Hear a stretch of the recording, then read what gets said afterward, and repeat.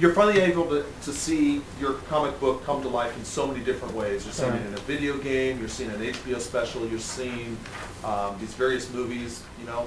You got to be pretty excited about it. So I mean, again, excuse my ignorance really about, you know, a lot of what your customers want to read about and whatever, but we can get into the details of games and things like that a little bit later stuff. But I think that what we're trying to do, and what I'm trying to do with this character is I'm trying to convey not so much the details of Spawn, but the attitude of Spawn. And so when it's all said and done, I think that the reason that people will like or dislike Spawn, you know, again, it can go both ways, is because of the attitude of him, you know, and that he hasn't been quite as polished as a lot of mainstream characters that are out there, Superman and Batman and Spider-Man and stuff like that. But because he still has those little kind of cuts on him and those things that can kind of hook you, I think that's the reason for his success. So again, where Batman would take the Joker for the 25th time after a murder and send him back to prison, you know, my guy just take him out, because then there might not be a 26th guy. You know, to me, it's far more practical in some sense that, you know, that if you knew that this guy was a repeat offender and the system can't take care of him, then take care of him yourself. You know, I mean, they used to do lynch mobbings and things like that. That it's like, oh, we'll take care of this. You know, and so I think it's that mentality of and it's not intentional, but why people like stuff like Rambo: First Blood, that my guy isn't, he doesn't push first, but when you do push him, he pushes back with meaning. And so you know, since a lot of things are trying to be so politically correct, and so I think almost geared up so that they can be heavy merchandising things. I think that they soften they sugarcoat them up so much that it seems like everything's kind of being shot down to this kind of 5 to 9-year-old mentality.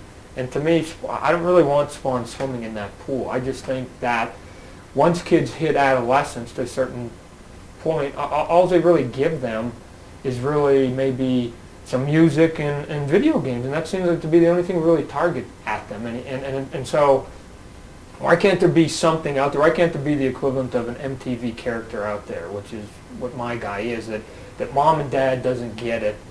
Dad gets it. I'm going to tell you right now. Dad will get it. Dad just won't endorse it when mom's around, right? So mom won't get it. So she's not going to endorse it. Dad just goes, just keep it away from mom. But right on.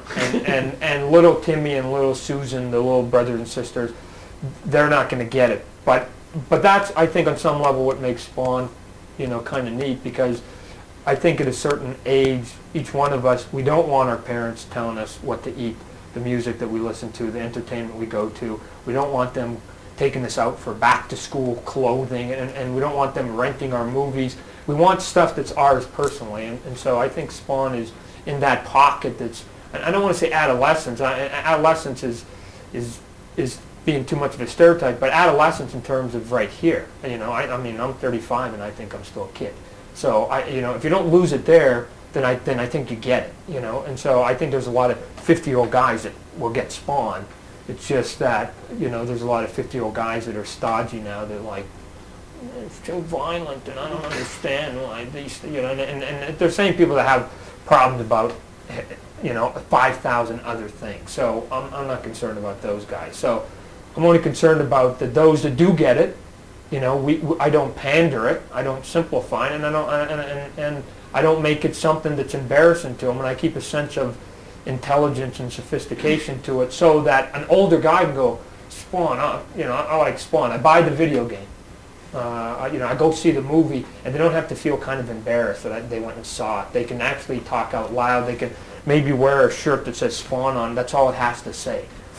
Because again, it's about an attitude. You know, it's rock and roll, and it's like you guys go and listen to your jazz and your big band stuff more what mom and dads do, and because I control it, I don't have to worry that it's ever going to be on toothpaste or pajamas or any of that, and I control the merchandising rights to the movies and to the animation again, that when we argued that point, the lawyers thought I was being greedy because I wanted the merchandising.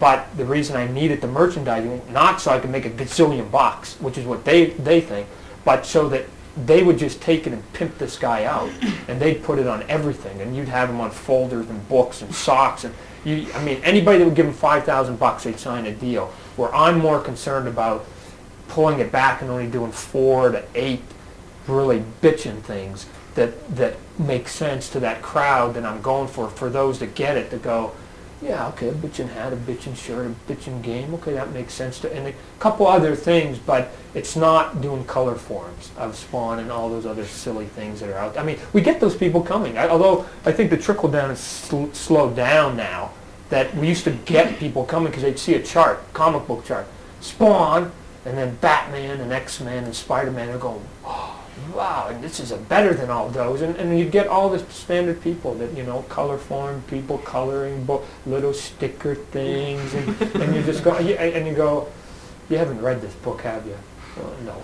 Well, you better go read this book before you come back, because you're not going to do no color forms from a guy from the pit of hell. I mean, and if I don't get how you're going to do it. Same with the Saturday morning cartoon guy. So there's a reason why I think the game is what it is.